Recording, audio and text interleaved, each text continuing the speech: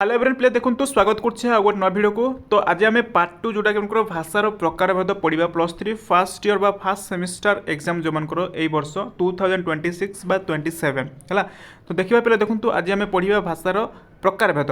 मो previous class रे पढ़ी पे भाषार संज्ञा एवं स्वरूप बहुत सुंदर भाव में बुझे भाषा कहले क्या बुझे तार संज्ञा कौन मुझे टेक्निक बुझे लंग क्वेश्चन केमी आसले केमी लिखे तार उनको स्ट्राटेजी बतई दी। तो बर्तमान पिला देखो तो आज आम पढ़ा भाषार प्रकार भेद बहुत इंपोर्टेंट पिला बुझीपारे बहुत इंपोर्टेंट तार सर्ट क्वेश्चन आसो तार लंग क्वेश्चन आसो भाषार प्रकार भेद आलोचना कर ताले आप लिखे।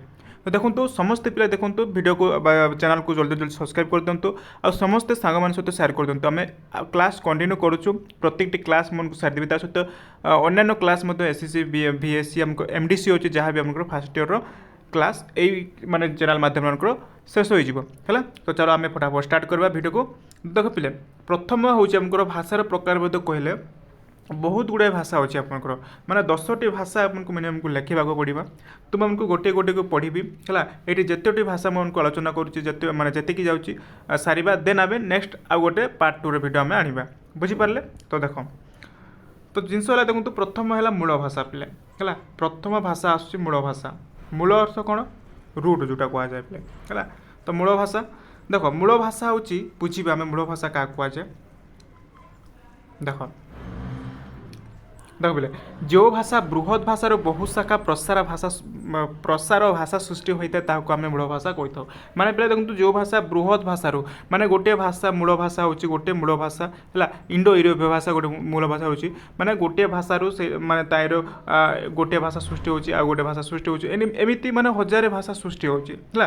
तो मूल भाषा हूँ जो भाषा बृहत भाषार गोटे बड़ भाषा रोचे तो जो बृहत भाषार शाखा प्रसार भाषा सृष्टि होगी मूल भाषा सृष्टि होता है मूल भाषा कहुए। जदि उदाहरण नेबा ताले बुझीपारे देख उदाहरण जदि नेबा ताले इंडो यूरोपीय भाषा गोटे मूल भाषा है आप मैंने आगु को पढ़े second year final 5th same बा 4th सेम है आप जानीपारे मूल भाषा भाषा केमी सृष्टि होती तार क्रमान्वयर केमी भाषा आसा जानवे एवं किंतु आप मैंने ये माने बुझंतु भाषा माने भाषा मूल भाषा क्या कहुए देख उदाहरण हूँ इंडो यूरोपीय भाषा हूँ गोटे मूल भाषा एवं आर्य भाषा को मध्य मूल भाषा बोली कही था कहीं आम ओडिया भाषा आर्य भाषार ही सृष्टि होती आम कहीपर। तो कारण देखो तो कालक्रमे यही भाषार संस्कृत पाली प्राकृत अपभ्रंश भाषा सृष्टि होती आम जाचु। तो एतिक आप मन रखु भाषा माने तार डेफिनेशन मन रखु भाषा क्या कहुए मूल भाषा क्या कहुए जो भाषा बृहत भाषार सृष्टि होती माने बुझ पिले बृहत भाषा माने गोटे भाषा मूल भाषा माने मनकर देख माँ है मनकर माँ हूँ गोटे कौन बड़ मूल ताको छोट छोट छुआ होकर शाखा माने छोट छोट छुआ हो शाखा ये आम बुझीपार जे जो भाषा बृहत भाषार बहु शाखा प्रसार भाषा सृष्टि होती है आम मूल भाषा बोले कही था है। एतिक मन रखु नेक्स्ट पे देखो परवर्ती आसकर मानक भाषा देख परवर्ती आसो कौन मानक भाषा है। तो ये पे देखो मानक भाषा बा प्रामाणिक यहाँ मन रखु मानक भाषार अन्यान्य नाम कौन प्रामाणिक भाषा क्वेश्चन आसो प्रामाणिक भाषार अन्य नाम कौन मानक भाषा लिखे प्रामाणिक मानक भाषार अन्य नाम हूँ प्रामाणिक भाषा है कन्फ्यूज हे दुईटी नाम मन रखा पड़ो। देख तो मानक भाषा क्या कहुए देख बोले जिते बेले गोटे प्लेटा गोटे भाषा मार्जित रुचिपूर्ण और समृद्ध भाषा परिणत हुए आम कौन प्रामाणिक भाषा मानक भाषा बोले कही था टिके आपको जूम आउट कर दूसरी देख। तो यहाँ कौन कहगला जिते बेले गोटे भाषा मार्जित रुचिपूर्ण और समृद्ध भाषा परिणत हुए आम प्रामाणिक भाषा बोली कही था। माने देख प्रामाणिक भाषा और मानक भाषा मानक भाषा आउ कौन उपभाषा तार डिफरेंट बहुत रोचे है। तो ये बुझीपारे तो प्रामाणिक भाषा को मान्यता दि जाए यही भाषा को साहित्यर भाषा कहुए यही भाषा को शासन कालर भाषा और शिक्षा मंत्री भाषा भाग में ग्रहण कराए। तो देख तुम पे देखो जिते बेले आम है मानक भाषा प्रामाणिक भाषा ये कौन भाषा को मान्यता दि जाए सम्मान दि जाए ये भाषा को साहित्यर भाषा बोली कही था है। तो यही भाषा को शासन कालर भाषा बा शिक्षा माध्यम भाषा बोली आम कही था। तुम जिते बेले स्कूल को है मनकर गोटे उदाहरण दूसरी पे स्कूल जिते बेले आप जाऊँच स्कूल निज भाषा आप कथा होना माने गोटे आम तुम परिवार केमी कथा होती माने साहित्यिक वर्ड तो कथा होना ना माने तुम निज लांगुएज है तुम जहाँ लांगुएज कथा हो से लांगुएज कथा हो किंतु स्कूल को जिते स्कूल को जाऊँ से ओडिया संपूर्ण ओडिया कथा हो कौन कर केमी अच्छ एमती संपूर्ण ओडिया कथा हो। तो यहाँ कहगला जे तो এইটা কুহগলা মানক ভাষা ହେଲା। তো যেତେବେଳେ କ'ଣ ଗୋଟେ ଭାଷା ମାର୍ଜିତ ଓ ରୁଚିପୂର୍ଣ୍ଣ ଭାବରେ ଭାଷାରେ ପରିଣତ ହୁଏ ତାହାକୁ ପ୍ରାମାଣିକ ଭାଷା କୁହାଯାଏ। ବୁଝିପାରିଲେ? ତ ଏଇଠି ଦେଖନ୍ତୁ ପ୍ରାୟତଃ କଟକ, ଖୋର୍ଦ୍ଧା ଏବଂ ପୁରୀ, ଯେଉଁ ପୁରୀ ଜିଲ୍ଲାରେ ଏଇ ଭାଷାକୁ ମାନକ ଭାଷା ଭାବରେ ଗ୍ରହଣ କରାଯାଏ। ଆଉ ଏଇଟା ମନେ ରଖନ୍ତୁ, ମାନେ ଆମର ଯେଉଁ ମାନେ ବହୁତ ଭାଷା ଅଛି ହେଲା, ଗୋଟେ ଡିଷ୍ଟ୍ରିକ୍ଟକୁ ଗଲେ ସେଇ ଡିଷ୍ଟ୍ରିକ୍ଟରେ ତାଙ୍କର ଗୋଟେ ଗୋଟେ ଭାଷା ପରିବର୍ତ୍ତନ ହେଉଛି। ତ ପ୍ରାୟତଃ ପିଲା ଦେଖନ୍ତୁ ଆମେ ଯଦି ଦେଖିବା ମାନକ ଭାଷା କେଉଁ ଅଞ୍ଚଳରେ ଅଧିକ କଥା କୁହନ୍ତି, କଟକ ଜିଲ୍ଲାରେ। କଟକରେ ସେମାନେ ପୁରା ପିଓର ଓଡ଼ିଆ ସେମାନେ କୁହନ୍ତି ହେଲା, ପିଓର ଓଡ଼ିଆ କୁହନ୍ତି। ଖୋର୍ଦ୍ଧା ଜିଲ୍ଲାରେ ମଧ୍ୟ ଏବଂ ପୁରୀ ଜିଲ୍ଲାରେ ହେଲା। କିନ୍ତୁ ଦେଖିବା କଳାହାଣ୍ଡି ଜିଲ୍ଲା ହେଉ, ନବରଙ୍ଗପୁର ଜିଲ୍ଲା ହେଉ, ଆମର ଯାହା ବି ଏଇ ଯେଉଁ ପାଖାପାଖି ଅଞ୍ଚଳ ତାଙ୍କ ନିଜ ଭାଷାରେ କଥା ହୁଅନ୍ତି। ତ ଏଇଟା ବୁଝିପାରିଲେ ମାନକ ଭାଷା। ମାନକ ଭାଷା ହେଉଛି ସେହି ଭାଷାକୁ କୁହାଯାଏ ଯେଉଁଟାକି ସ୍କୁଲ, କଲେଜ, କୋର୍ଟ କଚେରୀରେ ଯେଉଁ ଭାଷା ବ୍ୟବହାର କରାଯାଏ ତାକୁ ଆମେ ମାନକ ଭାଷା ବୋଲି କହିଥାଉ। ବୁଝିପାରିଲେ? ତ ଏଇ ଯେଉଁ କୋଶ୍ଚିନ୍ଟିକୁ ମାନେ ଲେଖି ରଖନ୍ତୁ, ଆମେ ଗୋଟେ ନୋଟ୍ ମାନେ ତିଆରି କରନ୍ତୁ, ଆଉ ଏଇ କୋଶ୍ଚିନ୍ଟିକୁ ବାରମ୍ବାର ପ୍ରାକ୍ଟିସ୍ କରନ୍ତୁ, ଆପଣଙ୍କର ଏକ୍ଜାମ୍ରେ ଆସିବ। ଦେଖ ପରବର୍ତ୍ତୀ ପିଲା ଦେଖନ୍ତୁ ରାଷ୍ଟ୍ରଭାଷା ହେଲା। ଏଇ ରାଷ୍ଟ୍ରଭାଷା ପୁଣି କାହାକୁ କୁହାଯାଏ? ଦେଖ ବହୁତ ଇମ୍ପୋର୍ଟାଣ୍ଟ ଏଇ ରାଷ୍ଟ୍ର, ଏମିତି କୋଶ୍ଚିନ୍ ଆସେ ପିଲା ଆପଣଙ୍କର ସର୍ଟ କୋଶ୍ଚିନ୍ ମଧ୍ୟ ଆସେ। ରାଷ୍ଟ୍ରଭାଷା କାହାକୁ କୁହାଯାଏ ଉଦାହରଣ ସହିତ ଆଲୋଚନା କର, ଏମିତି କୋଶ୍ଚିନ୍ ଆସେ। ତ ଦେଖ ରାଷ୍ଟ୍ରଭାଷା ଆମେ ଆଲୋଚନା କରିବା। ଗୋଟିଏ ହେଲା ପିଲା ଗୋଟା ହେଇଯାଇଛି, ହଁ, ଗୋଟିଏ ରାଷ୍ଟ୍ରର ସର୍ବାଧିକ ଲୋକଙ୍କ ଦ୍ୱାରା ଯେଉଁ ଭାଷା କଥିତ ହୋଇଥାଏ ତାହାକୁ ରାଷ୍ଟ୍ରଭାଷା କୁହାଯାଏ ହେଲା। ତ ଦେଖ ପିଲେ ଗୋଟିଏ ମାନେ ରାଷ୍ଟ୍ରର ସର୍ବାଧିକ ଲୋକଙ୍କ ମାନେ ଏମିତି ଗୋଟେ ଭାଷା ହେଇଥିବ ଯେ ସେଇ ଭାଷା ସମସ୍ତେ ବୁଝିପାରୁଥିବେ ହେଲା।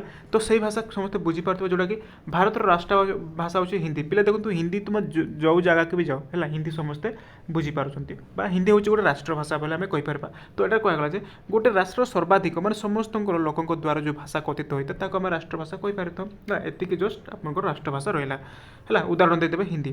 ନେକ୍ସଟ ପିଲା ଦେଖନ୍ତୁ ରାଜଭାଷା। ଏଇଟା ରାଜା ହେଇଯାଇଛି ରାଜଭାଷା ପିଲା ହେଲା। ରାଜଭାଷା ରାଜା ହେଇଯାଇଛି, ଟାଇପିଂ ମିଷ୍ଟେକ୍ ହେଇଯାଇଛି, ରାଜଭାଷା। ବୁଝିପାରିଲେ? ଏଇଟା ରାଜଭାଷା। ଦେଖ ତ ରାଜଭାଷା କ'ଣ? ଯେଉଁ ଭାଷା ସରକାରଙ୍କ ଶାସନ, ଶିକ୍ଷା ବ୍ୟବସ୍ଥା ଭାଷା, ସରକାରୀ କାଗଜପତ୍ର ଭାଷା ହୁଏ ତାହାକୁ ରାଜଭାଷା କୁହାଯାଏ। ଏହାକୁ ସରକାରୀ ଭାଷା ମଧ୍ୟ କୁହାଯାଏ। ତ ଦେଖ ଯେଉଁ ଭାଷା ସରକାରଙ୍କ ଶାସନ, ଶିକ୍ଷା ବ୍ୟବସ୍ଥା ଭାଷା, ସରକାରଙ୍କ କାଗଜପତ୍ରର ଭାଷା ହୁଏ ତାହାକୁ ଆମେ ରାଜଭାଷା ବୋଲି କହିଥାଉ। ଏଇଠି ପିଲା ଦେଖନ୍ତୁ ରାଜଭାଷାର ଆମେ କହିବା ଭାରତର 22 ଗୋଟି କେତେ 22 ଗୋଟି ଭାଷାକୁ ରାଜଭାଷାର ମାନ୍ୟତା ମିଳିଛି ହେଲା। ମନେ ରଖନ୍ତୁ 22 ଗୋଟି ଭାଷା, ସେଗୁଡ଼ିକ ହେଉଛି ଆସାମ, ବଙ୍ଗଳା, ବୋଡୋ, ଡୋଗ୍ରୀ, ଗୁଜୁରାଟୀ, ହିନ୍ଦୀ, କାନାଡ଼ା, କାଶ୍ମୀର, କୋଙ୍କଣୀ, ମୈଥିଲି, ମାଲୟାଲମ, ମଣିପୁର, ମରାଠୀ, ନେପାଳୀ, ଓଡ଼ିଆ, ପଞ୍ଜାବୀ, ସଂସ୍କୃତ, ସାନ୍ତାଳୀ, ସିନ୍ଧି ହେଲା, ସିନ୍ଧି, ତାମିଲ, ତେଲୁଗୁ, ଉର୍ଦ୍ଦୁ, ଏଇସବୁ ଭାଷାକୁ ମାନ୍ୟତା ମିଳିଛି ହେଲା। ଯେଉଁଟାକି ଭାରତରେ ବା ସରକାର ଭାଷା ଯେଉଁଟାକି ଆମର ଭାରତର କ'ଣ ମାନ୍ୟତା ମିଳିଛି, ମାନେ ଶାସ୍ତ୍ରୀୟ ଭାଷା ମିଳିଛି ଏଇ ଯେଉଁ ଭାଷା ଗୁଡ଼ିକ ମନେ ରଖିବେ। ତ ଏଇସବୁ ଉଦାହରଣ ଦେବେ ଯେଉଁଟାକି ରାଜଭାଷା ହେଲା। ପରବର୍ତ୍ତୀ ପିଲା ଉପଭାଷା। ବହୁତ ମାନେ କୋଶ୍ଚିନ୍ ଆସିବ ଉପଭାଷା ଉପରେ। ବୁଝିପାରିଲେ? ବହୁତ କୋଶ୍ଚିନ୍ ଆସିବ ଉପଭାଷା ଉପରେ। ତ ଉପଭାଷା କାହାକୁ କୁହାଯାଏ ଦେଖିବା।